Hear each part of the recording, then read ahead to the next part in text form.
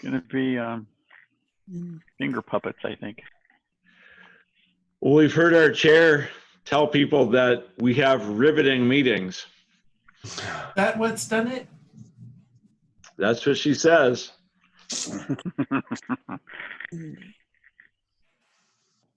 Wow. I think she's right. She says riveting meaning like rabbits, you know, or just rivet. Or like it feels like you're getting riveted. Oh, Yeah. oh, Tony Morgan. Or frog noise. Rivet. Oh, ribbit. Yeah, there you go. I like that one. Rivet. Okay, we're gonna have a moratorium on old man jokes now. That was a GDE joke. Come on. Hey, was that today, this afternoon, Candace? It's tomorrow morning. Oh, tomorrow morning. Yeah. Okay, thanks for the reminder.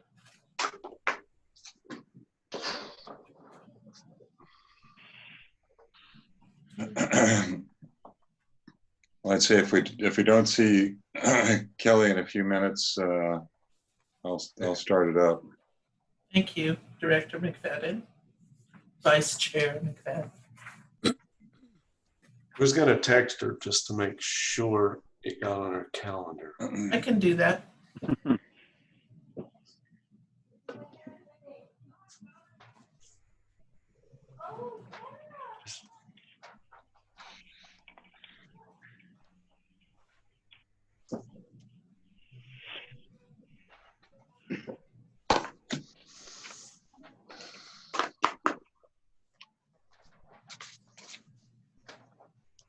Chris, I'll pause while you text. Let me know if you get a response. If you don't, we'll I move just sent forward. the text now, so we'll Okay. give her a minute.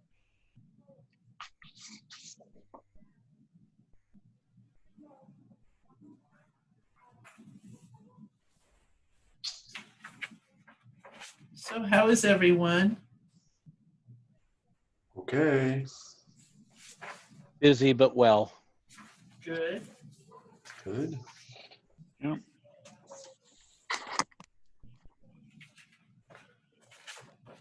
Just think soon, How are hopefully you? we'll be able to go back and do this in person again.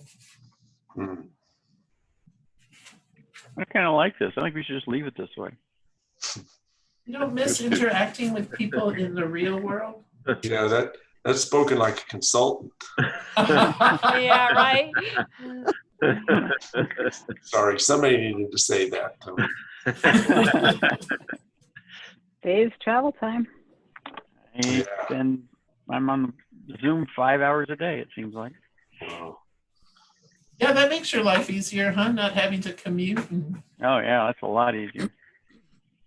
Oh, here's Kelly now. Lovely. Yay!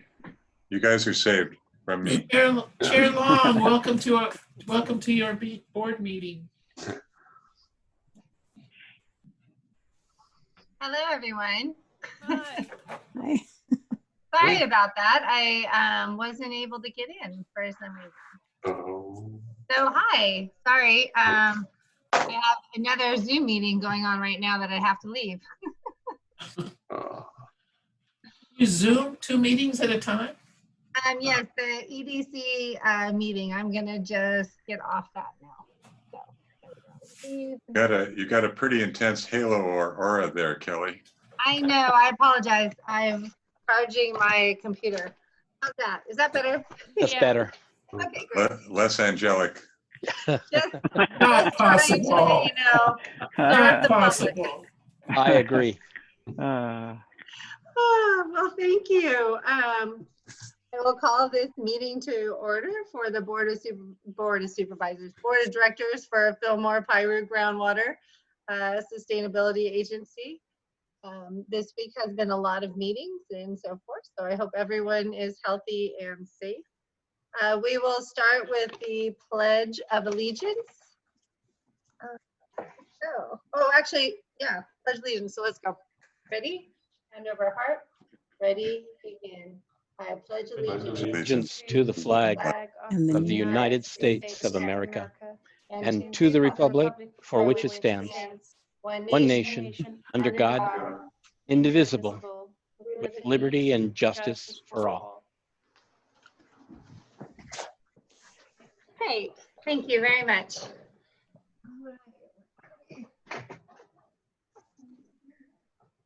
I can see. Okay, the next item is the roll call, please. Director Holmgren, I'm here. Director Kimball, Present. Director Menigan, Yep. Director Pace, Here. Vice Chair McFadden, Here. Chair Long. Here. Perfect. So we have a quorum. Thank you very much. The next item is public comments. Do we have any public comments? Okay, there are no public comments. I need to review the agenda. Are there any changes to our agenda today? No changes needed. Fabulous. That's nice to hear. I would entertain a motion to approve. So moved. And a second, please. I'll second that. Okay, it's been first by Director McFadden and second by Director Pace. Any further discussions? Roll call, please. Director Holmgren, Yes. Director Kimball, Yes. Director Menigan, Yes. Director Pace, Yes. Vice Chair McFadden, I'm the mice chair. Chair Long. Yes, so that is unanimously passed. Thank you very much. We will now move on to the director announcements. First one is the Fillmore Puppers Association. So we held our annual meeting, and it was pretty much just the legal requirements. We gave a little bit of an update and an advertisement for our stakeholder meeting and encouraged everybody to sign in. And I think that's about it. Okay. Piru Pumpers Association. Basically the same report. We're just trying to encourage our members to participate on the 25th. And so hopefully next week we will have several of them participate in our call-in. Okay, environmental. So I attended the GSA Summit on June 10th and 11th. Tomorrow we'll be hosting a groundwater dependent ecosystem webinar from 10 till 12. Right now we've got over 50 people signed up to participate and a nice spectrum of participants. I've also been contacted by the Consensus Building Institute to participate in Fox Canyon GMA's stakeholder process, where we're going to help set allocations and ramp down and sustainable yield and project development. I have accepted to participate. I think there's a lot to learn from that process for when we get to that point with our process. And it's facilitated by CBI, and it was funded by DWR with some of their technical assistance grant funding. Okay, thank you. City of Fillmore. We've got nothing to report. United Water. United Water Conservation District had a board meeting last week where we were considering a budget, and the board voted to have staff go back and review the budget and come back with the proposal that would include no increases in assessment for pumpers. And I think those who have heard that have been pretty positive. And the reason for that, of course, is the constraints and challenges that are being put on many pumpers by the COVID-19 situation. I guess I should also mention that Lake Piru was in the crosshairs of the Lyme fire. I would like to say thank you very much to United for the use of the water to get that whole thing done. I mean, the photos that you guys put up of the firemen fighting the Lyme fighter and the Elizabeth Fire. It was just amazing what they were doing. And thank goodness we have those reserves to use for the county. Tony Emmert, there's some pretty spectacular photos of the Elizabeth Fire too. Yeah. Yes.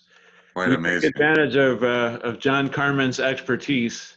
He's not only the chief water operator, but a pretty darn good photographer. So we get the benefits of that. He operates the camera pretty well too. Yes, he does. Yes. And drones too. That's all from United. Okay. The Ventura County has been crazy busy as COVID-19 with so much going on that affects all of us. Today we had an announcement now that personal services will be open as of Friday, along with movie theaters on the 26th and wedding ceremonies. And for this group, what the big thing I think is the masks. So if you have public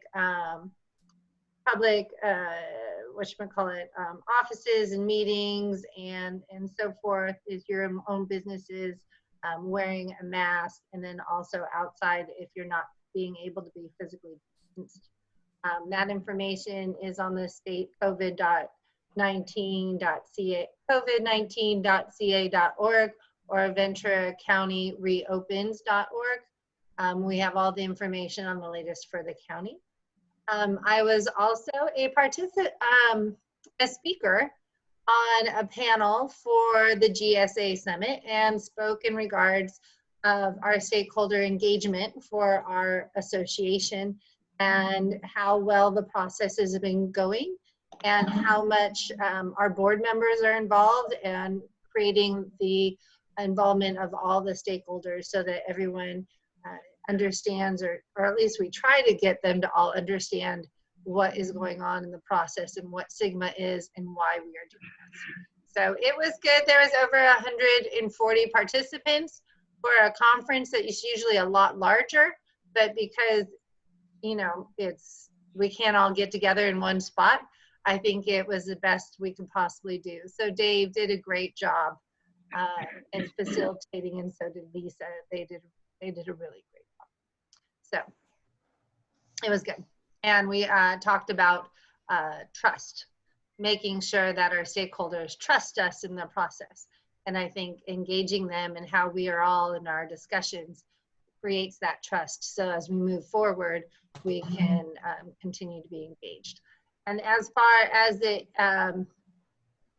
meeting you're doing tomorrow, Candace, I have Manny Maharas from my office that's going to be attending, and then also Ron Speakman, who's our appointee for the Fish and Wildlife. He's going to be on there also. Okay. So we will have representation to make sure that we understand that process too, to learn. So that's it from the county. Oh, and that also we are assuming the same budget going through. So when we're talking about funding from the county, we have approved the same funding, and we won't change our budgets until we hear more from the state and the federal as to what they approve for their budgets. So just so that you all know. Moving on, we will go to the executive director, Tony. Updates? Good evening, Board of Directors. I have a couple nice things to report. I was a little bit concerned at the beginning of the month, and I'm glad to see that our Chief Financial Officer, Erin, has been let into the meeting. She was on the outside knocking on the door. At the beginning of the month on June 3rd, we had 164,000 plus some change that was outstanding receivables. And between that time and now, over the last couple of weeks, that's reduced to a little bit over 86,000. So that's very good.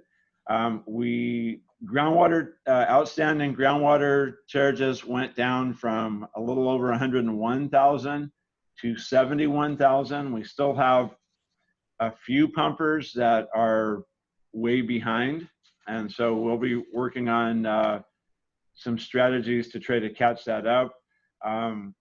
The Fillmore Fish Hatchery has paid some of its outstanding invoices. Still have one that's a little over $12,000. That's getting pretty old now, so we'll follow up with them again. And there are a few pumpers that seem to be sort of giving us the finger that haven't paid anything yet. So we'll have to talk about steps that we want to take. There are a couple pumpers that United is having problems with too. One in particular that United is in the process of suing because they haven't paid anything for about several years. So, so we can, I think maybe it would be appropriate to start with the vice chair and treasurer and have a discussion about maybe what would be the next steps we want to do on that. I know that early on United said we didn't agree to be sort of following up on collections, but you know, we do have really good participation by most of the pumpers, but we have some that are starting to get pretty tardy. And so, so we probably need to talk about what might be our next step. So if that sounds like a good next step, and then we could bring back something to the board, or I guess we could have a, you know, a small committee that works on that a bit. Your pleasure on that. We don't have the right to talk about that too much, but that would be our suggestion, is that we should at least start talking about what we do for those that that haven't made a payment at all during the existence of this agency. Can we put that on the agenda to talk about? We can. Okay, yeah. thank you. Tony, do we get you and I and Aaron together sometime before the next meeting just to chat?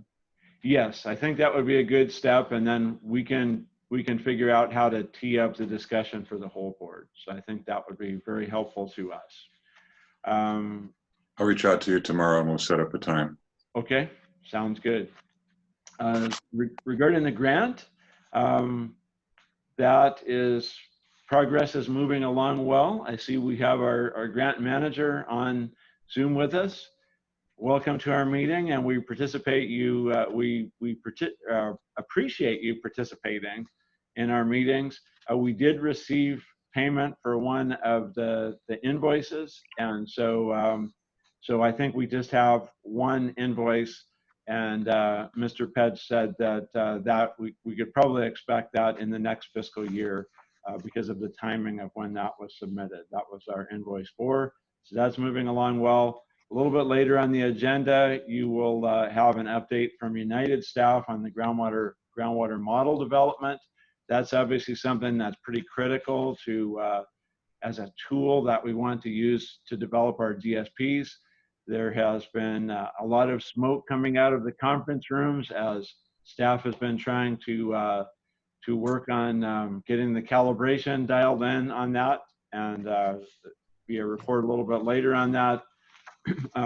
We obviously have our stakeholder workshop coming up on June 25th. We're looking forward to, and a reminder of the special board meeting to adopt the groundwater charges on July 2nd.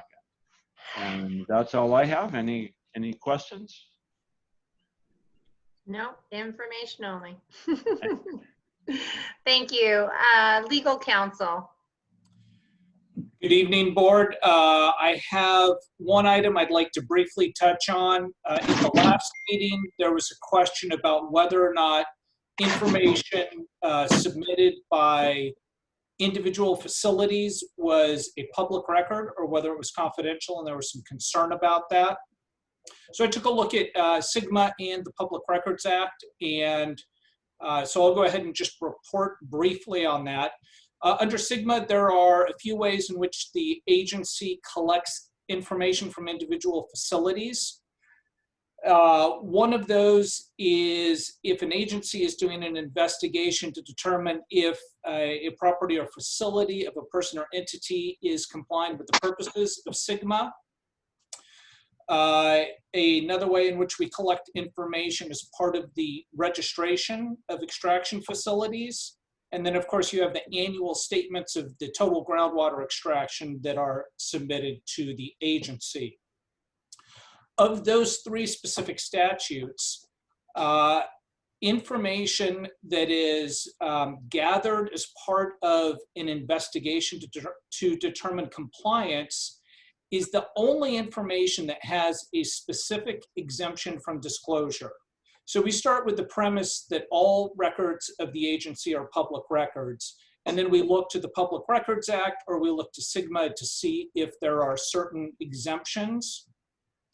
And so in this case, the SGMA says that information gathered as part of an investigation is exempt under Government Code 6254.16, which is in the Public Records Act.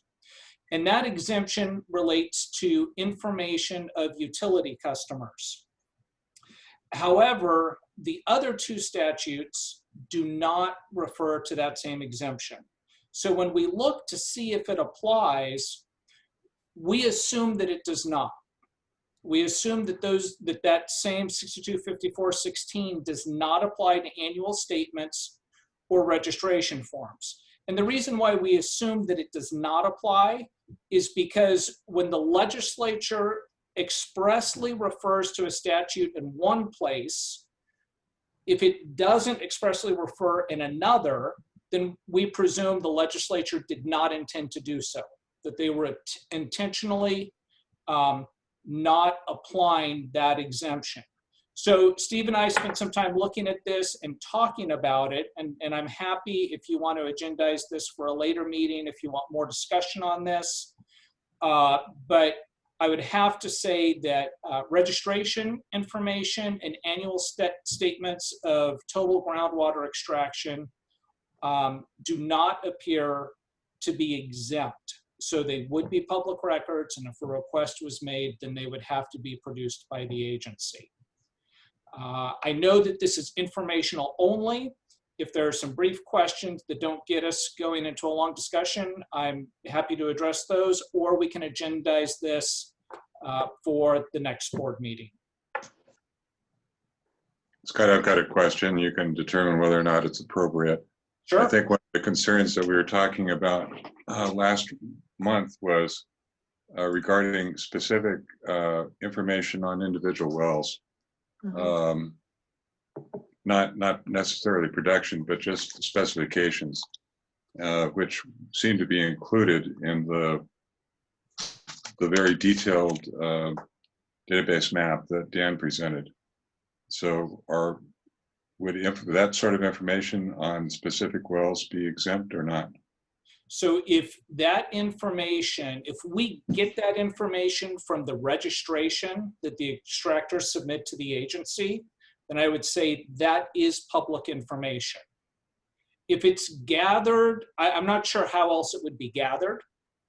I assume that all of that, when someone registers, they have all the specs for their facilities, and then the agency takes that and incorporates that into the plan, and that would not be confidential information. Okay, I think that answers the question. Tony, I see your hand. Yeah, I just to maybe this helps Director McFadden, is if you're asking about the well completion reports, that kind of information, is that what you're thinking of? That's the construction information of the wells? All construction information. Yeah, so the well construction information is now published by DWR online. It is already public. Okay, that makes it simple. Okay. If there are no other questions, that's my report for this evening. Okay. Thank you very much. GSP consultant. Tony. Yes, let's Hi. see if you can see a screen. Yep. Not yet. Okay.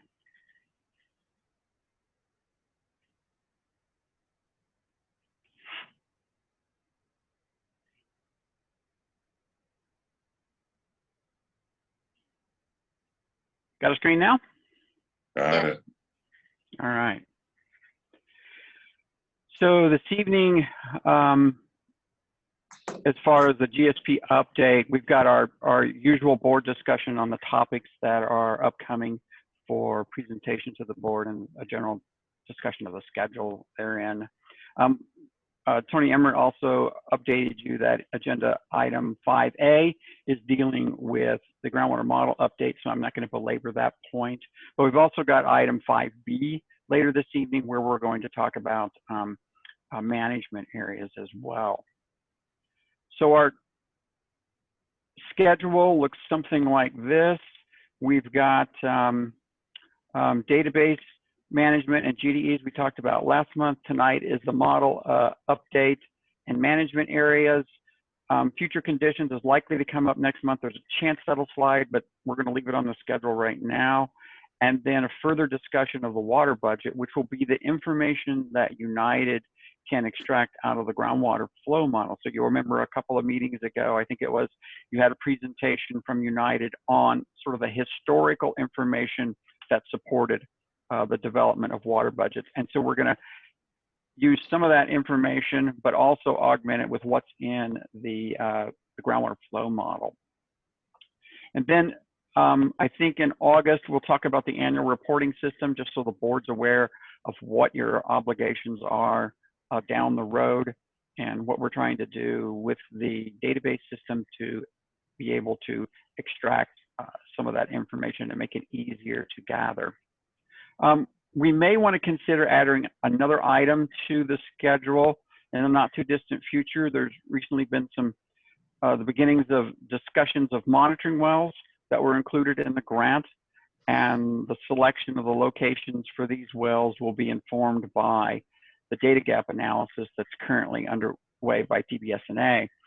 A couple of meetings ago, we shared with you an update on the data gaps analysis and reported that a portion of those analyses are predicated on the hydrogeologic conceptual model developed by United Water and the final hydrostratigraphic layering used in that groundwater model. So once we get that final layering, then we can complete that analysis and use the results to assist in defining at least general locations that might be suitable for the monitoring wells. It's not going to give you an X on the ground, but it's going to give you an idea of some general areas to consider. So we may want to think about putting the monitoring wells on the schedule in, oh, I don't know, maybe August, maybe September to chat about, and we can update the calendar here a little bit later. So for next month, we've got some discussions of future conditions. And so here's a link where the best management practices are. There's also some things in there that can be a little bit tedious to read and a little bit long on the climate change data and guidance. So it would be nice for you to skim at least the executive summary type sections there and get a feel for what that's all about. There's guidance documents that talk about climate change data.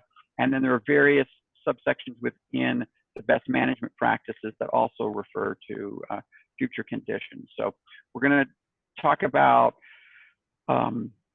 what we might do in the way of forecasting what future climate scenarios are, and DWR is giving us some tips as to what they're looking for from us, and what other future conditions there might be, changes in effluent delivered to the Santa Clara River by the folks upstream, things like that that we'll talk about.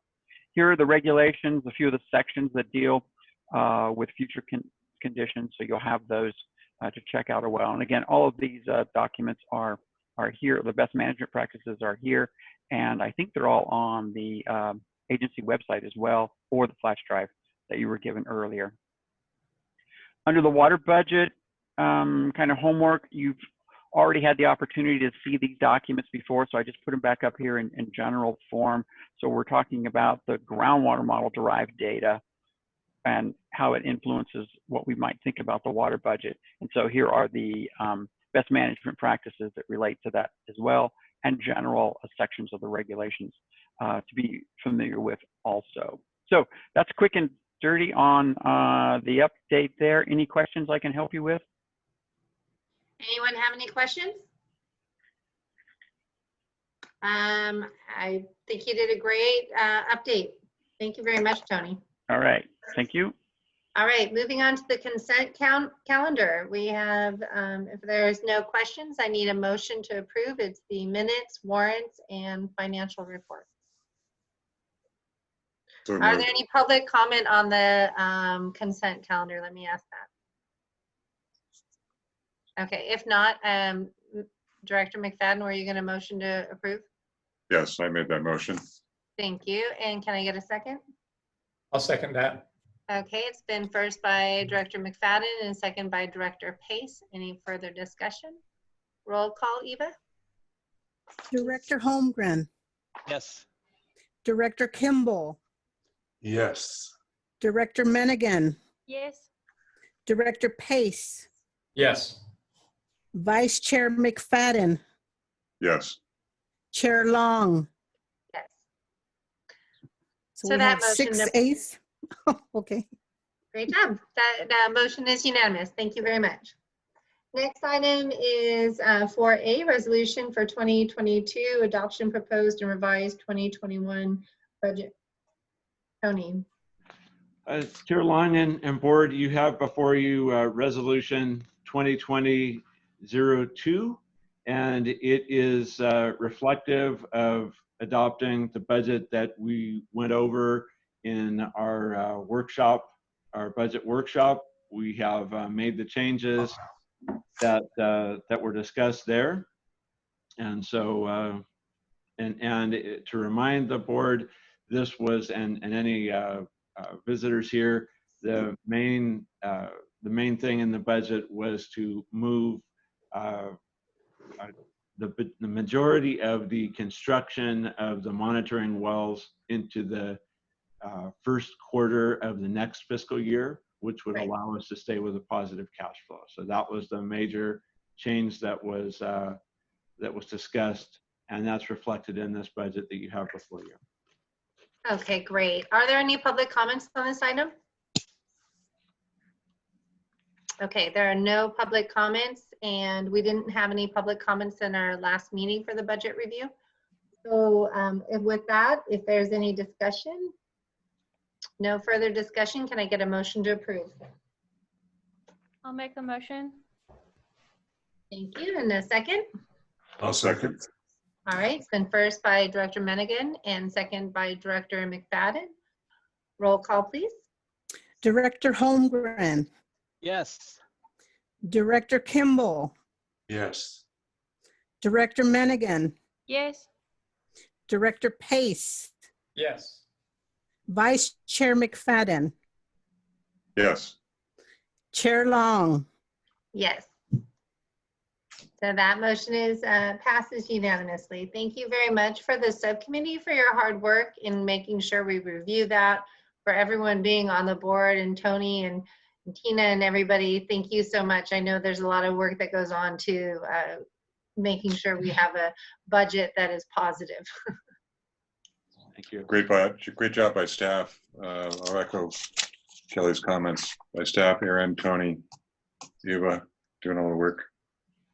Yeah, even. Thank you. The next item is our payment plan and waiver of interest for Trinidad account. Chair Long, I do have Aaron here who knows a little bit more about this, but I will kick this off. The Trinidad family had a death in the family. Ms. Trinidad's father passed away, and during that time after his passing, they missed making the payment for the period that ended at the end of last year. And as she was working on bringing his accounts up to speed, realized that she had not made the payment, approached us and asked if the board would approve a 3-month payment plan and would consider waiving the interest on this. And Aaron, if you have any additional things you would like to add there. I do not. So staff recommends that the board consider this because they came to us. We didn't have to chase them down, and we think that that 3 payments to get caught up would be a reasonable thing. Okay, are there any questions, discussions by our directors? If none, a motion to approve as recommended. So moved. It's been first by Director Kimball. Can I get a second? I'll second. Second by Director Minigan. Roll call, please. Director Holmgren, Yes. Director Kimball, Yes. Director Menigan, Yes. Director Pace, Yes. Vice Chair McFadden, Yes. Chair Long. Yes. Thank you very much. Motion is approved. Next, we get our informational item. Thank you. It's going to be our groundwater model review.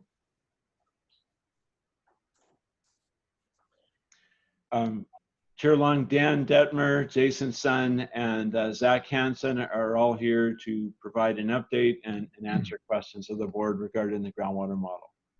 Okay, do we have anything that needs to go on the screen? Yes, I'll bring it up. Okay.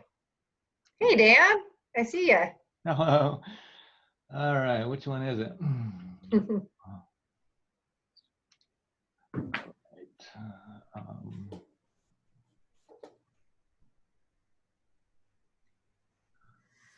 Sorry. All right. This is what we wanted? Yes, thank you. Okay, good. Hi, everybody. What I'd like to do today is give an update on where we've been on our model development efforts. And I'm not going to steal all the thunder from Dr. Sun and Dr. Hansen. They'll be presenting next week on more details on the model and the water budgets. I'm going to mention some of those topics, but I just want to give a review and then talk about some of the next steps here for the benefit of the group. Okay, as you'll recall, first we modeled the Oxnard Plain. We published that model in 2018. Those were the West Las Posas, Pleasant Valley, Oxnard, and Mound basins. That model was used for the GSP scenarios for Fox Canyon GMA for those basins. More recently, we've extended the model up into the river valley. So we've included the Piru, Fillmore, Santa Paula basins and slightly adjusted the model domain north in the Mound Basin to capture the revised basin boundaries that took place a year and a half ago. The big difference between our modeling up the valley here and on the coastal plain is we're paying a lot more attention to actively simulating surface water and groundwater interactions. So we have a fully coupled groundwater and surface water flow model here. As by way of review, the first thing we do is build the framework for the model or the architecture or the subsurface architecture. This is a representation of our cross-section lines in the Piru and Fillmore basins. So you see we have a pretty good density of wells we use to make our aquifer picks. The strat section looks like this. This is showing our hydrostratigraphic units, which are really the equivalent to the upper aquifer system on the Oxnard Plain is the layer 3 recent river alluvium and layer 5, the older alluvium. And then here in the valley, we're using the upper and lower Saugus nomenclature, where that would be the Wainini aquifer on the Oxnard Plain.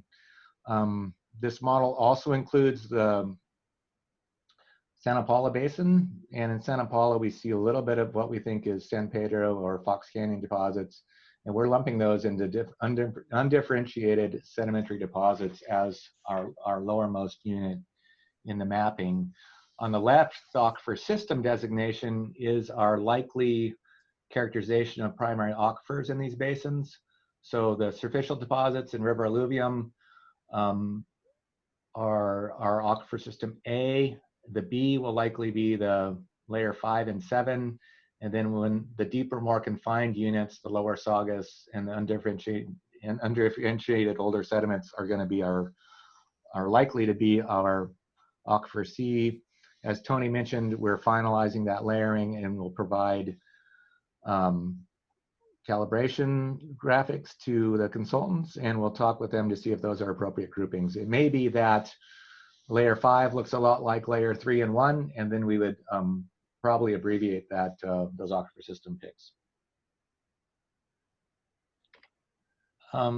This is just a representative cross section that crosses the basin boundary. You can see the shallower, more flat-lying units are the, this is the layer 3. This is running right down the axis of the basin, so we're not seeing any layer 1. We're seeing some areas where we have minor separation between layers 3 and layers 5, other areas where they're merged. Some areas we have significant clays or fine-grained materials isolating the older alluvium from the upper Saugus. But we presented on this before, and there, here in the deeper parts of the Fillmore Basin is where we have some of those undifferentiated older deposits where we have just a couple wells screened down there. So this is all by way of review. Now I want to talk a little more specifically about our work that's progressing up valley. As you know, this is a fairly complicated system where we have these relatively large watersheds that we have tributary flow into the basins, mostly from the north. We have the Oak Ridge Fault running along the south of the basin, and so the big tributaries all come in from the north.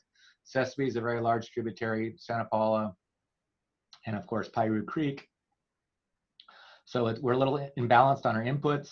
And then we also have these areas where we have, in wetter conditions, we have rising groundwaters or emergence of the surface water system with the groundwater system. And this is in the west end of the valley where the water table elevations converge with the channel elevations, and we'll see discharging water. And this is one of the areas that's difficult to model, but we'll show you that progress. By way of data, we have a pretty data-rich environment here. So the first part of this graphic is representing stream gauges. So these are automated stream gauges that provide daily average flow that's incorporated in the model. So many of the tributaries do have gauging. Several do not, but we can approximate flow in those other tributaries. In addition to the automated gauges, we have a number of locations where United performs hand measurements.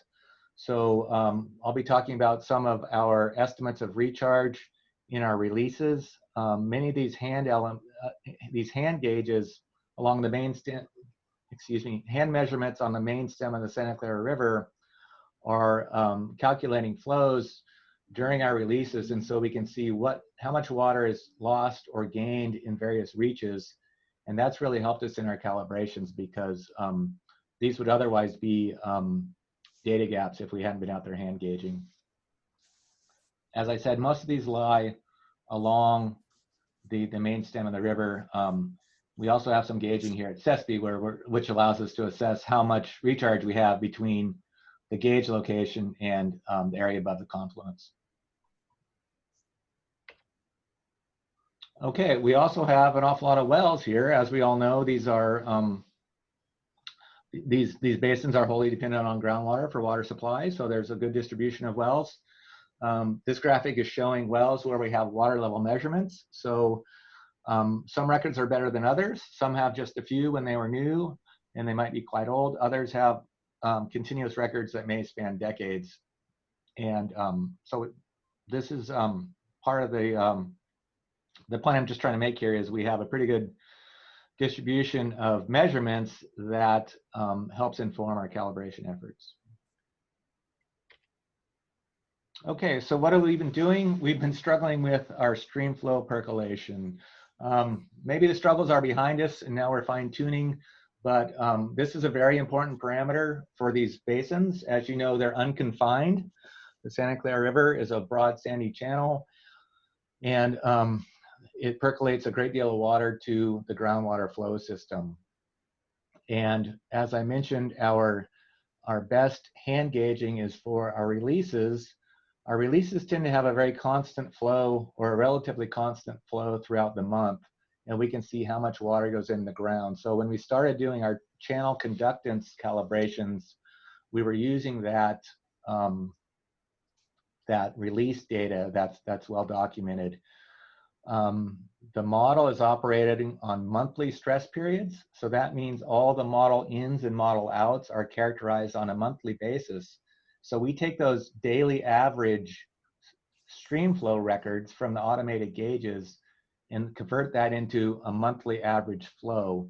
And as you can imagine, we lose the variability in those natural flows when we do that. So when we took average flows for the month and let that water flow over the channel, it looked a lot like a release, and we have a lot more water going in the ground than really happened, because when we have high daily flows, a lot of that water flows across the top of the basin and on downstream. So we know we have changes in channel width, but we also had to, with higher flows, but we also had to do a time factor or a temporal scaling of those flows, because the high flows dissipate and then we're back to a lesser flow. So Jason and Zach have spent a lot of time with these algorithms trying to more accurately simulate stormwater recharge after we calibrated to our release recharge. So that's taken a fair bit of time, and we're feeling much better about that now. We've also converted, we were using what was called the SFR package. There are some advantages to that package, but we're back to the STR package, and these are software packages that Jason can describe much better than I can, but the point is this hasn't been very easy, I guess. Okay, so here's a few results I wanted to show. This is a comparison of simulated versus observed percolation in the Piru Basin associated with releases. And so this is the one-to-one line. So in 2006, our observed record matched our simulated record.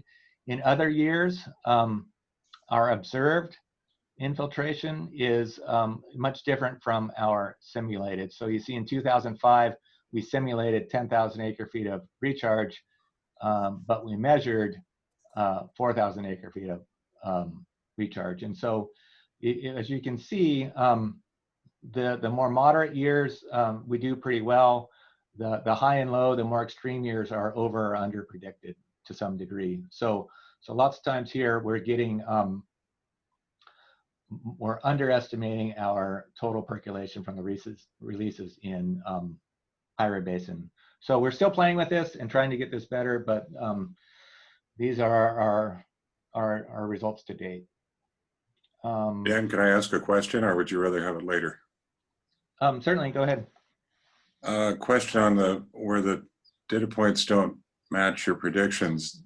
I know you're looking at total precipitation, but do you take into account the timing of the release versus, say, if it's a late year and early year as far as rainfall goes and natural flow? Yes. For example, I've simplified this, the comments on this algorithm, but there are antecedent channel conditions as well. So if the wet months were wetter or drier, that's part of Dr. Sun's algorithm, and he can detail that next week. Yeah, so okay. It's not quite as simplistic as I represented here. Yeah. I know you time your releases to if you want to get it downstream most efficiently, you do it when the river's wet. If it's dry, it soaks in. Correct. Yeah, and so we have and then the channel changes as it cuts in, and so even within the releases, we have changing channel widths and changing conveyance over the basins. So it seems simple, but there's a lot going on with these basins. And in 2005, that was the Santa Clara River was a pretty exciting place to be. That's correct, especially where you live. Yeah. Yes, I can tell you firsthand. So that was probably the most exceptional riverbed condition year that we've had in a couple of decades. Yes, and so what I think we've done here is the basin was quite full. So that area of rising water at the west end of the basin was much longer than average. And so we're not getting any percolation in that reach where we're having discharge, right? So I think our our groundwater elevations were a little too low because the stretch where it was percolating into the ground was longer than it should have been. So these calibrations, as I mentioned, the surface water and groundwater is integrated. The groundwater levels influence our percolation rates in these basins. To 2005, we were flooding in February as well as January, so that was a memorable year. Indeed. Okay. Thank you. Yeah.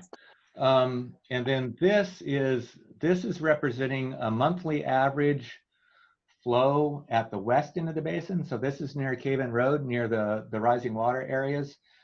And this is showing observed CFS for that period. So again, we're doing a pretty good job of calculating simulated stream flow at the west end of the basin. Okay. Similar comparisons for Fillmore.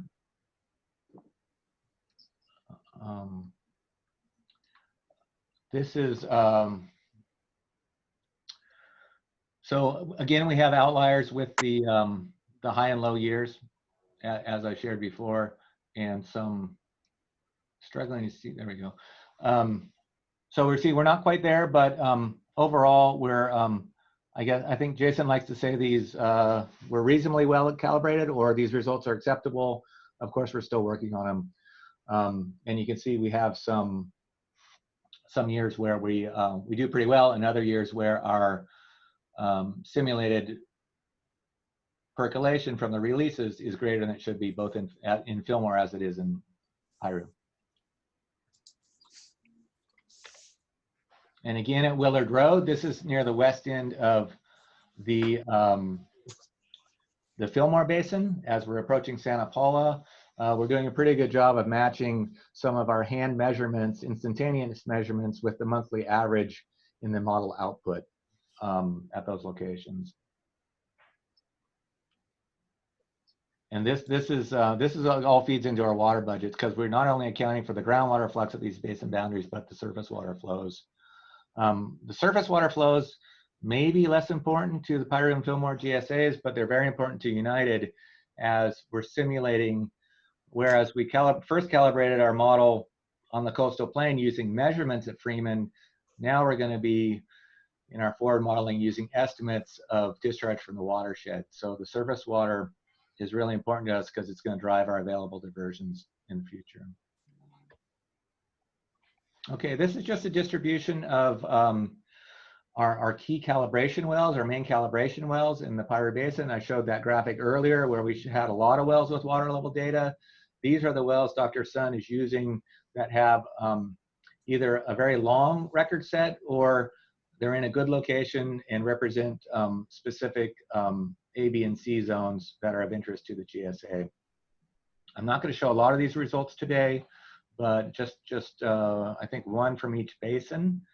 And so the key well that I'm going to show on the next slide is the well here, 29M2. This is near the confluence of Piru Creek and the Santa Clara River. So this is kind of near the little upstream of the center of the basin. And so again, the orange line is the simulated water levels from our current calibration, and the blue dots are our hand measurements. As you see, this does a pretty good job of capturing both the variability of the dramatic recharge events. So these very wet years that we're mentioning, here's Director McFadden, here's 2005, where the basin filled,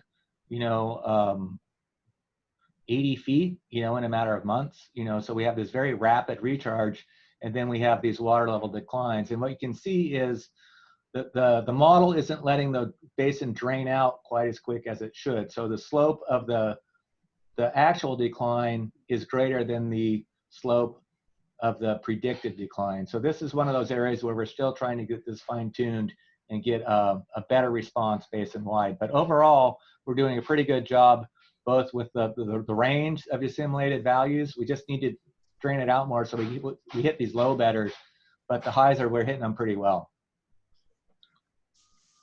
Okay. So that's something we're still working on. And again, this is the end of our calibration period in 2015. So I forgot to mention that we're using that same 31-year calibration period from 85 to 2015 as we were on the Oxnard Plain. And I'll speak in a moment about our validation period that's going to be subsequent years. Okay, how are we doing with groundwater discharge at the basin boundaries? So this is that area where we have the rising water that is surface water flow. This is in that area of the GDEs. These are elevations. And again, we have simulated and observed. We flipped this color scheme here. We'll have to fix that. But so we are observing a fairly linear increase in groundwater discharge or rising water near the basin boundary with elevations in the wells. We're simulating something similar, but we're not simulating enough discharge here. So this is still an area, an active area. And in these areas, the stream bed elevation is very important because, as you can imagine, with the shallow water table, if we're within, if we're off by a couple feet, we're not going to get the groundwater discharge we would expect. And so, unfortunately, the stream bed elevations aren't constant over time. There's a couple surveys that we can look at and LiDAR information for recent groundwater elevations. But when these big storms come through, sometimes they reset the channel elevations as these packages of sediments come and go. And so the model's going to have to come to a reasonable approximation for that whole modeling period for the stream bed elevations. So it's really it's impactful in this part of analysis, in this type of analysis. But the good news is we are simulating the discharge that we observed there. Dan, another question about the stream bed elevation. On any given transect, you can have considerable differences in the elevation. In front of us, it's actually, the stream bed is higher in the middle than it is on the outside edges. And that has changed over the years, as you were saying. So yes, that's going to be a difficult one. Yeah, and it is. And that was, remember, we have 2,000-foot model grids, and you know, we need to reconcile those elevations. And that's one of the things that brought us back to the STR package from the SFR package, was the ability to manipulate, manually manipulate stream channel elevations along these individual cells.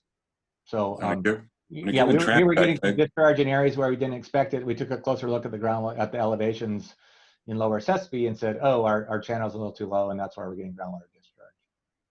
So they're on the Santa Clara River on a north-south transect, you could probably have a 6 to 8 foot change in elevation in the riverbed from one side to the other, with islands and things that have built up, and it's very dynamic. Yeah, agreed. And it's really that lowest channel elevation that drives if we have groundwater discharge or not.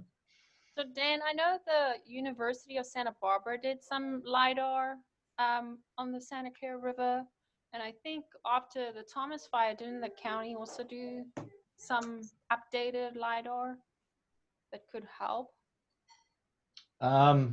Yeah, I believe the primary record set we're using is the 2005 data set from February 2005, and that was the largest resetting flood event recently. So I know there's some high resolution recent records. Yeah. But I'm not sure it's changed significantly since 2005. So. I mean, we have to do this to a certain degree for the Arundel stuff, and I mean, we've definitely picked up resetting in some stretches, you know, in the upstream of Santa Paula, going towards Fillmore. Mm-hmm. Yeah. So I think Jason can correct me if I'm wrong, but I believe we need to we don't have the ability to change that transect throughout the calibration period. We have to approximate a reasonable transect and live with it for the full period. So how do you do that? You know, because you mentioned reasonable assumptions. How do we get to something that's reasonable and that we can be comfortable with? Well, just a struggle?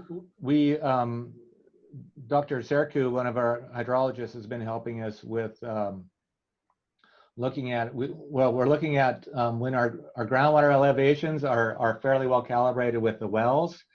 If we're seeing discharging groundwater in that vicinity where we wouldn't expect it, we're taking a look at the channel elevations. And in some cases, the channel elevations were too low, which resulted in an intersection with the simulated groundwater surface.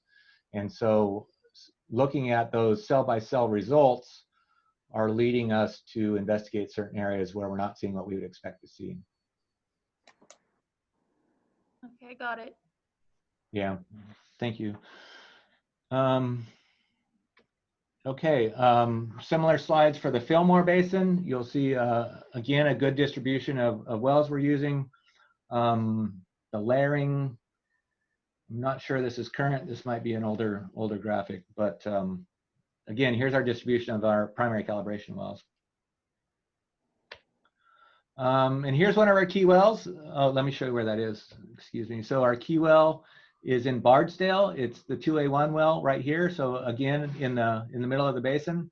And what we see in this case is a very good approximation of the year-to-year responsiveness, but overall calibration, our water levels are about 10 feet too high. So this is also an area where we're getting the proper response, but we need to lower the heads in this area. And Jason can talk more about his methods to bring these calibrations in line with what we see. So this is really, there's a fair bit in back and forth and an awful lot of runs that are implemented where we make some changes to the aquifer properties or the infiltration elements and then rerun it and see what we get. And that'll be, Jason will talk quite a bit about that. Here's a preview of one of our water budget graphics. So this is representing a single month in October of 2005. So again, Ed, this is the fall of that very wet year. And you can see the are you guys picking up my echo now? No, okay. So you can see our simulated water table elevation is very near the land surface, as we would expect, and given the basin full conditions. And then here's some of the terms for this individual month. These are all in acre feet per month. And so we have extractions related to pumping, riparian evapotranspiration. We have recharge elements from applied waters. So this is basically return flow and urban return flows, and mountain front recharge elements from the flanks of the basin. And then we have the channel percolation and the rising groundwaters near the basin boundary. We have a surface water discharge to the Fillmore Basin, and we have groundwater underflow, and that's represented as a loss. So, and we're losing storage. So this is the fall of that very wet year. So the basin's starting to drain out. So we have a net negative in storage, and we have a large underflow component as we have flux underground underflow into Fillmore Basin. Similarly, in the Fillmore Basin, it's very full. Here's an area where, look, we're overestimating the groundwater elevation near the Sespe confluence. So this is an area where we would be simulating groundwater discharge. That isn't quite accurate.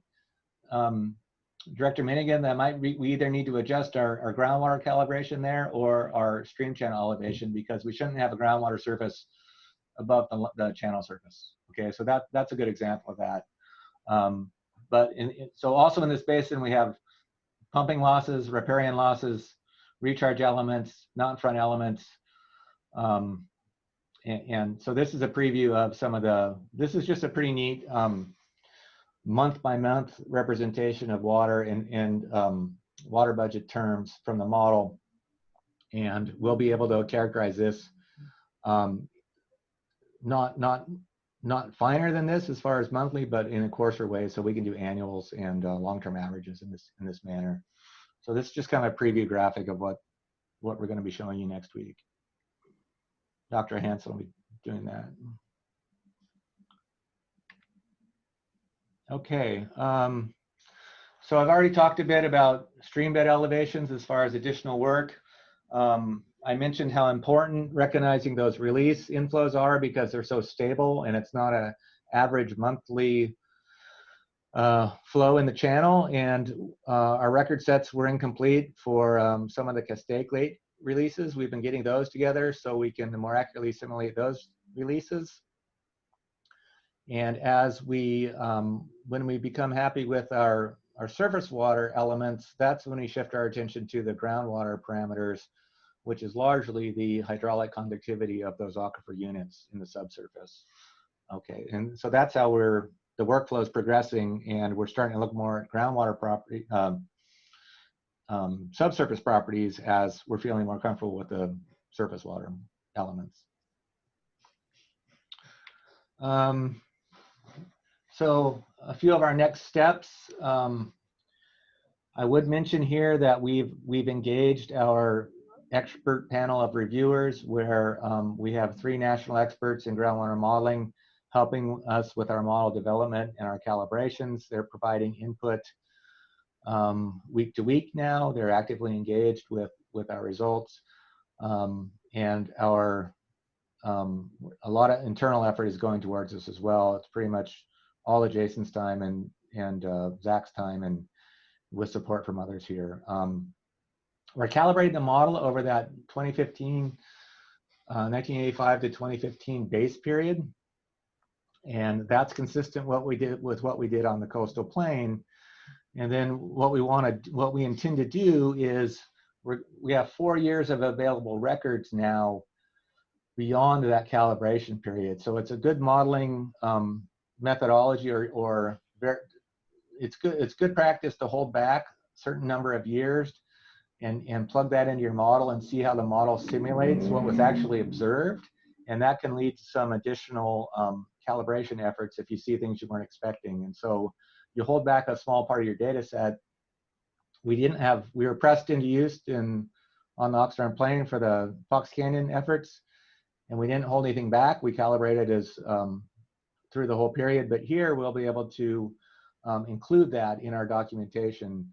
And as I mentioned, we can recalibrate as needed if we get surprises in that validation period. And then our intention is to do a sensitivity analysis on that entire 35-year base period. And so what that will do is provide information on the most sensitive parameters in the model, and we can make assessments if that makes sense or not, or the model's sensitive to parameters that maybe we wouldn't expect it to be. Okay, so this is all calibration and historical modeling, right? We have measured water levels, measures of extraction, measures of rainfall, measures of stream flow, and for the GSP effort, we need to make predictions. So we need to do forecasting, and that entails an imaginary future. And so we need to make assumptions as to what future climate. This is some of the documentation that Tony Morgan was mentioning earlier about future climate conditions, what kind of climate factors. So typically you'll take a past weather period, an extended period of actual precipitation records, and play that forward. We used a 50-year period with Fox Canyon, and then you can apply various climate change factors to those historic rainfall patterns. But you can also speculate how pumping patterns might change, how we might operate our reservoirs, how wastewater discharges might change in the future, and we can contemplate all kinds of water supply projects that might push water around from within the basins or between the basins. And that's really where you get to imagine what the future might look like. But I want to say they should all be plausible future conditions. So we've seen that criticism with Fox Canyon, where some of the scenarios, board scenarios, people didn't think what was contemplated was necessarily reasonable. You know, so one thing was the use of recycled water on Arroyo Las Posas, and that would be fully utilized within 5 years, and most people think that's not going to happen. And so there's been a fair bit of confusion between the quality of the groundwater flow model and the appropriateness of the application of that model. So that's really an important distinction, that you can have a very good model that runs an unrealistic scenario and people would be unsatisfied with the results and say the model's no good. Well, it could be that the scenario is no good and the model is a good tool. So we need to keep that awareness in mind. We've seen a fair bit of, like I said, we've seen that confusion, and we want to get in front of that with this effort. And then finally, especially related to our model inputs from the upper basin, from the Santa Clara Valley East Basin, are going to be an important input to our model in the Blue Cut area and the county line area. So we're going to have to coordinate closely with them. And hopefully we can agree on what future climate will look like, and then take some of their best guesses for future activities and use that as input at the upstream of our model. And likewise, I mentioned our simulations on the Oxnard Plain will vary with drainage out of these upper basins, and Santa Paula is being simulated, and the Mound Basin GSA, that's also under development, is interested in how what's going on in Santa Paula that's heavily affected by what's going on in Fillmore. So I'm hoping that the consultants in United and some of our adjacent basins can get together and really try and strategize and streamline some of the future work, so we don't have competing futures, visions, I guess. So we're not there yet, but that's a preview of what's to come. And I believe that's my last slide, so I'd happy to take questions. Yeah, does anyone have any more questions for Dan based on the presentation, or any others? No? Okay. I had a question. Yeah, Candace. Dan, with regards to, I mean, recognizing that it is challenging to do this just with average daily flows, does the model have the capacity to do sub-daily flow analysis? It's just, in some cases, if pumping happens at a particular time of the day, it can dewater a channel, and you might not pick that up from average daily flows. Would we be able to run scenarios with sub-daily flows? Well, first, I don't think so. I think my thoughts on that might be different than yours. Our pumping records are reported on a 6-month period and then converted based on ET estimates to monthly periods, and wells go on and off within that time. And if you wanted to develop a site-specific model, you might be able to do that. I think in the areas where we have coupled stream flow, there's an awful lot of water moving through that part of the system.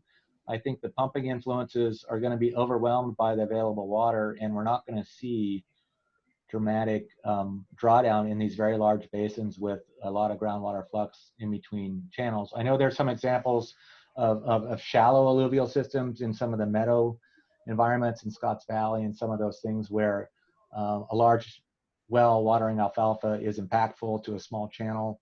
I don't think we're going to see that here, and the model as constructed is not going to be able to simulate those day-to-day fluctuations. I mean, this is a regional water basin-wide model. I mean, I get it. It's just that we've had that criticism on parts of the Ventura River, which is, a nearby system, not the Sierras. So it's just a concern that I think might be raised, and we might have to grapple with how we address that concern when it's raised. Okay. Okay. Dan, it seems what we generally observe with our well levels is that the change in the groundwater level is not ethereal. It's a slow moving boat. It goes up, it goes down, but not violently. So it'll be interesting to see what the observations are. Yeah, I think one way we might get to that is looking at recovery in individual wells. So if we have a production well near those basin boundaries or near the GDE areas where we have very rapid recovery and modest drawdown when the well's operating, we know that the flux for that system is overwhelming the pumping response. So it's a good point that we'll have to address, but I think it may be with some different analytics than the groundwater flow model. It may be individual well responses. Do you have thoughts on that, Tony, Morgan? Yeah, I don't think we're going to be able to use the regional model for that. We don't have that kind of discrete data, on the daily operation of wells and measurements of the water levels in those wells. I think if we really wanted to get into it, if we wanted to pick an area and do a well by well evaluation, I think that might be possible. If we instrumented the wells and monitored the pumping and responses there, we might be able to tease out a little more information there. But to use the regional flow model for that, that's probably too big of a hammer to answer that question with. Yeah. Okay. Thank you. And I believe Brian Bondi has a question. Sure. Are there any public comments? So Brian, public comment? Oh yeah, can you hear me? Mm-hmm. Yeah, I just want to re-emphasize that the scale of the model is important, and there's a lot of discussion about the stream bed elevation and the challenges simulating the groundwater surface water interaction. The stream bed elevation is just one factor there. We need to remember that a 2,000 foot by 2,000 foot model cell is averaging the groundwater elevation across that whole 2,000 by 2,000 foot area. And so that's probably part of the challenge that you're having with the stream groundwater interaction is the heads and average over a large area. And the same concept of cell size, needs to be thought about in the last conversation of looking at effects at a tighter scale, whether that be time or space. Again, everything's being averaged over 2,000 feet along that stream. And so there are just certain questions that the model, no matter how well calibrated it is, will not be suited to answer, and that other tools may be needed for certain things. Thank you. Yeah, thanks. Yeah, we could simulate a bunch of terraces along the river and approximate the grid cells. How do I get out of my screen sharing, please? Who knows? You go to view option and then exit full screen. No, is that it? I'm looking for that window. It's up to the top, Dan. You had to bring your cursor up near the top, and then you'll see. You can do oh yeah, okay. My panel was. Okay. Thank you. Sorry about that. No, you're good. Is there any other presentation on this from anyone else? All right. Thank you very much. So then we have our management areas, 5B, that we're moving on to.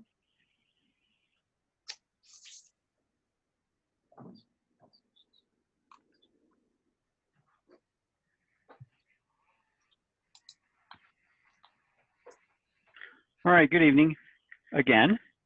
We're going to talk a little bit about management areas tonight, and the intent is to orient you as to what they are, what DWR expects you to do with them, how might we use them, and under what conditions would they be potentially useful for application in the basins, plural. So DWR gives you some definitions here. Talks about management area first, an area within a basin for which the plan, by plan they mean the GSP, may identify different minimum thresholds, measurable objectives, monitoring, etc., based on the characteristics of an area. So what they're doing is they're opening the door and giving you the latitude to be able to establish different sub areas within the basin to have different minimum thresholds, measurable objectives, etc. So you don't have to manage the entire basin to the same MT or MOs if another method might give you an easier path to sustainability. So you've got that option. DWR's opened that door for you. So in the regulations, they've got some concepts here for you to think about and things that you need to do. And so you can define one or more. It doesn't matter. You can have as many as you like. I mean, I would put the desire to be realistic in the number that you do. You can create those management areas only if they facilitate implementation. So you can create management areas that will facilitate implementation of your GSP. Within that management area, you can have different MTs. Okay, you can operate to different measurable objectives than the basin at large, provided that you don't have undesirable results, or provided the results are not different throughout the basin. So they want you to be able to decide, how am I going to operate area A differently from area B, but area A and B can't create undesirable results in the other area just by their differing operations. Okay, so it's not a free-for-all. You can't do everything you want there. You do have to consider the other basins, but it is something you can work with. The DWR also gives you the option, well, the option is to create your basins, but then they say if you're going to do that, there is some work associated with that. Okay, so they want to know, why are you doing it? What's your reason to create the management area? They actually want to know what those MTs and MOs are. And sometimes the biggest thing is the rationale for selecting those values. Why do you agree that the MT can be 20 or 50 feet lower in one management area versus the area outside the management area? So they want some sort of rationale. So you have to really think about it and provide some good science or management strategies or ease of application of your management strategies that give you a reason to satisfy DWR. In that management area, they want to know, how are you going to monitor it? How are you going to analyze what's going on in that area? They want to know that you're effective at doing it. And then, as I just said earlier, you can't have management areas that create undesirable results outside their management area. So we can't have area A has management, or excuse me, MTs that are 20 feet higher than those outside or 20 feet lower than those outside of it. And that very fact that the MTs are different will create an undesirable result in the balance of the basin. So there's a little bit of work. So the number of management areas you define should be constrained by both the rationale for them and the ability to create those MTs and have no undesirable results outside of it. There's some ministerial things that they want. They want descriptions of them, you know, the geographic areas, just general descriptions, maps, and other kinds of information. But that's relatively straightforward information that's easy to produce. So if you look through the homework assignment there, you got an idea from this graphic that I borrowed from the groundwater level minimum threshold image there. And so here's a conceptual basin, just a generic basin. They've divided it up into 4 management areas. They've got wells, which are the dots in there, and they've got the representative monitoring points, which are the dots with the circles around them. Okay? And so the concept here is that management area 4 can have this kind of minimum threshold for groundwater elevation, for groundwater level, but that doesn't necessarily have to hold for management areas 1, 2, and 3. You can have a different threshold that's higher or lower for that. Can I ask you a question on this, Tony? Of So course. is this only, so you have management areas for only one of the deadly sins, or it has to be a management area for all 6 of them? Generally, it's a management area that encompasses all. So Okay. you're going to draw a circle on a map and say everything, or some rectangle on a map and say this is a management area. And then you're going to do your evaluations of your sustainable management criteria within that rectangle, all of them. And is it mandatory that we have to divide it by 2 or 3 or whatever? No, you can have no management areas if you'd like. The flexibility is just there, that if you have some strange conditions in one area that make it difficult to have sustainability achieved without severe impact on other parts of the basin, you can divide a management area. Let's, how about it, for instance, if we said the Bardesdale area has a lot of shallow wells and therefore the MT needs to be much shallower than the rest of the basin, we might elect to say, oh, we're going to call the Bardesdale area a management area, and we're going to establish MTs and MOs separately for that area. Because one of our undesirable results may be that we're going to dewater shallow domestic wells. So that's just an example. Okay. Okay. Thank you. So here's some examples of management areas that you may, and I underline may, want to consider. These are just things that we have known for years that are occurring in the basin. Once we get through the analysis a little farther, we'll be able to provide you with more information about whether a management area makes sense in a particular geography. So maybe a management area might be, for example, we've got elevated chloride concentrations in groundwater on the east end of the Piru Basin. The board may elect that they want to handle that area differently than they're handling other areas of the basin. Okay, you have that option to do that.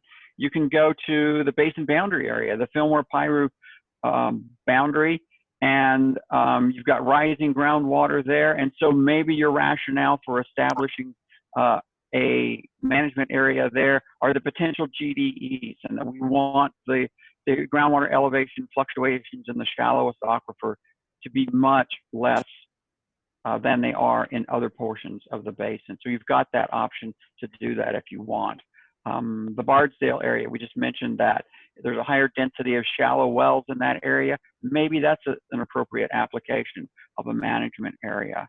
And likewise, on the west end of the basin, there's the rising groundwater and the potential GDEs associated with that rising groundwater. So, you know, these are just for, we can have none of these, we can have more of these, we can have any of those that we like. But the purpose of introducing this tonight was just to let you begin to think about situations that the board knows already exist in the basins. We have a very informed, engaged board of directors here. And so you guys are aware of some of the conditions out there.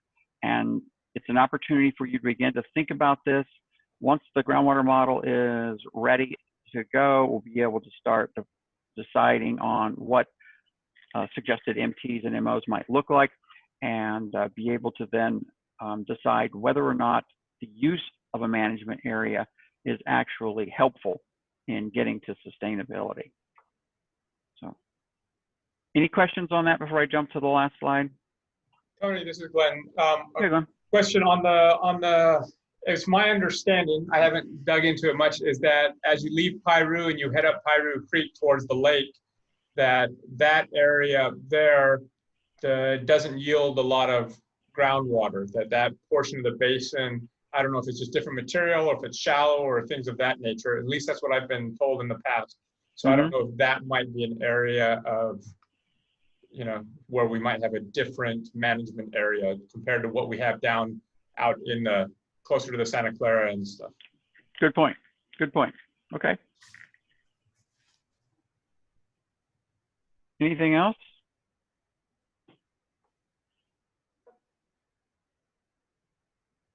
Tony, I presume that going back to your last slide, whenever you Mhm. create a different management area, then you have to create a boundary, and then you have a step change in management criterion and management objectives across that physical boundary, right? Correct. So yeah, so you may want to think carefully about creating specific areas that, you know, you're either inside the, you know, that there's a step change across where the physical conditions gradually change. Right. Step Right. change. Right. That's fair enough. And, you know, some of these situations where we're dealing with, for example, Bardesdale, where there's shallower wells and areas around it where there are deeper wells, that step change will be a little more evident, Yeah. I think. And so we'll just have to be careful about where we draw the boundary and think about it seriously before we ink in where that's going to be, assuming we even want to do it. It may not be worthwhile doing it. I've got a comment, Tony. I think we received a pretty good warning from Mr. Bondi a few meetings ago to be very careful and judicious about making boundaries. I could see a lot of complications. For example, if the single property owner ended up on, you know, straddling a boundary line with a single well supplying the whole property, that could be very complicated. So I would think that we would use these as a tool of last resort, where we couldn't solve a sustainability problem without using them, but otherwise try not to make it more complicated than it needs to be. I think that's a very wise comment. Let's not make it any more complicated than we need to. You know, Mr. Bondi, who's on the call, I think was very clear about that from his experience. Yeah, we don't have to make it complicated. If a simple solution will work, then let's keep it simple. You know, there could be a situation where if the decision by the board was that, for example, the MT is going to be really low, and we're going to let water levels fall 50 feet lower than the historic, and that's going to dewater wells in the Bardesdale area, but everybody else with deeper wells is going to be okay. Well, maybe then you establish a management area around the Bardesdale area, and the mitigative action for that within that management area is drilling new deeper wells for them, because that mitigative action is better than having everybody else have to do pumping restrictions or those kinds of things. So it's just a management tool. That's all it is. You can take it or leave it. I suggest, you know, we do bear in mind to keep it simple when we can. And but we have this tool in the toolbox. We don't have to bring out the hammer out of the toolbox unless we find the right size nail. Tony, I know that you're using Bardesdale just an example, but I think if you looked at all the wells in Bardesdale and determined the number that were impacted during the worst part of the drought, I think it would be a fairly small percentage of the wells. So the solution that you're suggesting might be the best one. And domestic wells, typically, there aren't that many people in Bardesdale. Right. So we'll have to be careful that a management tool we're not overreacting to something that could be solved in a simpler way. Exactly. Agreed. And there are quite a few domestic wells that are pretty deep in Bardesdale too. Right. So that's just an example. You know, there are other things we could talk about and pick, but for tonight's discussion, I think that was sufficient just to give a few ideas to get your brain cells warmed up to the concept that you do have that tool in your management toolbox should you want to. Okay. Any other questions? I do have one question. Yes, please. A clarification. Based on what we heard from legal counsel on the database, are we free to distribute the link to the database to the stakeholders now? That's a good question. Legal counsel. Are you on? I am. Awesome. Yeah, I don't see a legal problem with sending the link out. As long as it does not contain, I mean, Has the agency done any investigations of any extraction facilities? Anything that would be exempt from disclosure? Yeah, No. That's fine then. Yep, it's all public information anyway. Scott, do you feel like you've had enough time to review what's in that, the map and the database to say that?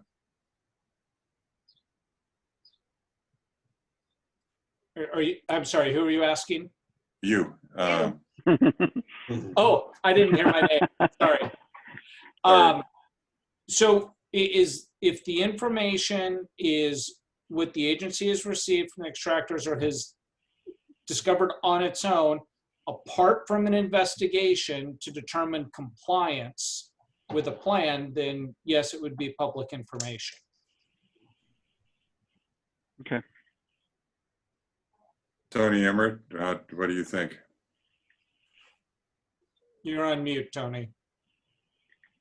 As far as I know, all of the information that was provided for this database was either gained from United Water Conservation District's longstanding record set or the County of Ventura. Does that sound right, Tony? For pumping, that's correct. Right. Okay. Could I suggest, given that we have the stakeholder meeting or workshop a week from now, that we don't do it until after that one, so that we have a chance to warn the stakeholders of what's coming. I mean, I've tried with a few of the more sensitive ones to let them know and haven't gotten any blowback, but okay, that's helpful. It just might be a chance to sort of tell them publicly, again, this is coming, this is what's happening, and make it clear that, you know, the well location, the well details, and the extraction from that will be in the database, but not the ownership name. Correct. Because I know everybody can attend these meetings or listen to them and should be aware of it, but we're not getting a huge audience, and hopefully we'll get a huge audience at that meeting next week. I don't think we have a demonstration of the database on the agenda for the stakeholder meeting. I mean, I suppose it's possible we could do a thing if you want to hang around and see the database, we can stay online a few minutes afterwards and people can see a demonstration of it if they're interested. Yeah, I was more thinking that somewhere in that meeting, we talk about the date. We just explain the database and just make it clear to everybody that this information is now public. Okay, we can do that. If a week won't matter, I mean, it's a brilliant database and I'd love to have it out there. And I think when everybody sees it, after they get over the old stuff, they'll look at it and go, whoa, this is really helpful and pretty nice. But it's about building trust again. Of course, understood. I would agree. I'd hate to surprise somebody and then the next person we hear from is their lawyer. We need to avoid that. From a legal perspective, that I have no issues with that. And so far as I know, we have no public records requests for any of the information. So if you want to hold off, it's fine with me. Tim Moore has a question or suggestion. In last month's presentation, we suggested releasing the database link to the board of directors first before releasing it to the stakeholders. Are we still intending to do a similar process, or what's the board's thoughts on that? Let me make a legal comment. So if you release to the directors something that is in draft form, then it can still be exempt from disclosure. But once you have something in final form and it's released to the directors, it's immediately available to the public. Now, I guess it's immediately available to the public anyway if someone made a request. But, you know, just know as soon as it goes out to the board, then there's no holding back that information. Yeah, my feeling is we should, if you're ready to show it to the board, we should be ready to share it with everybody. Draft form, or I mean, it's always going to be, that database is always going to be some type of draft because it's always going to be developing. But right, I agree. I don't think we need it before the public. Yeah. Okay. All right, then we'll sit tight on it until after the stakeholder meeting, and we'll do a little explanation of what the database is all about during the stakeholder meeting. I'm really looking forward to seeing that, but just want to be careful. Okay, fair enough. Okay, that's all I had for me. Thank you. All right, thank you. Any more questions? If not, we'll move on to future topics for board discussions.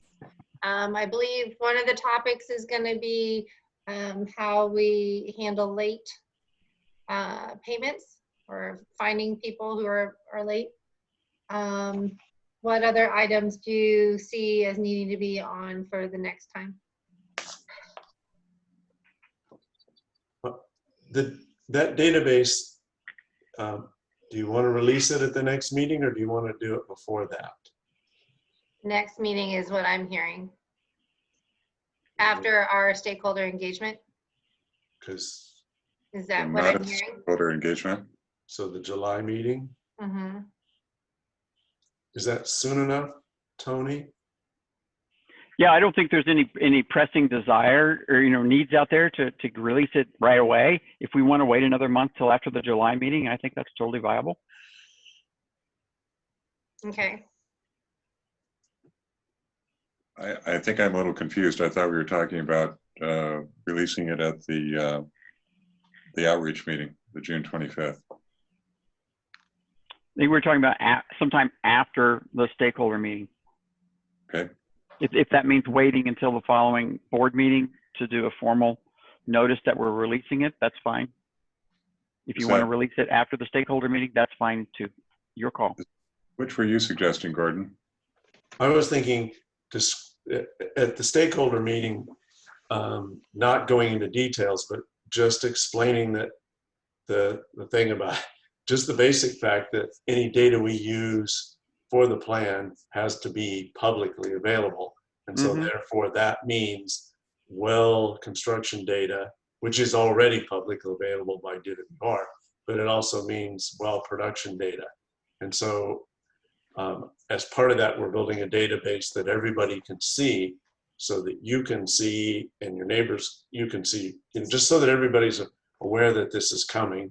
And then even say at the next board meeting, we'll have a presentation on it if you want to see what it looks like, and then the link will be made available to everybody in July at the board meeting or following. That's what I was thinking. Do you want to put that? Do you want to put that as an agenda item so that people would see that? I would think so. Yes. Right. So we can make that an agenda item.